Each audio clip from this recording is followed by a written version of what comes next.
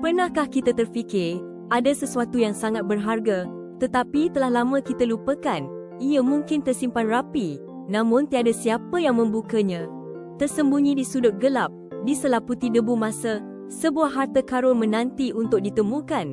Bukan emas atau permata, tetapi sesuatu yang jauh lebih bernilai. Ia boleh mengubah segalanya. Adakah kita berani mencari? Di bait Tuhan yang sedang dibaiki, Imam Hilkiah menemui sesuatu yang luar biasa.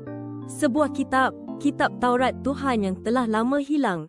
Dengan hati yang berdebar, ia diserahkan kepada jurutulis Shaphan yang membawanya kepada Raja Yosha. Mendengar setiap perkataan, Raja Yosha tercengang, hatinya hancur melihat betapa jauhnya umatnya menyimpang.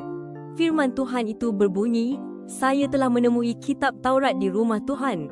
2 Raja-Raja 22:8. Penemuan ini bukan sekadar penemuan sebuah buku lama. Ia adalah percikan api yang menyalakan semula kebangkitan rohani yang hebat.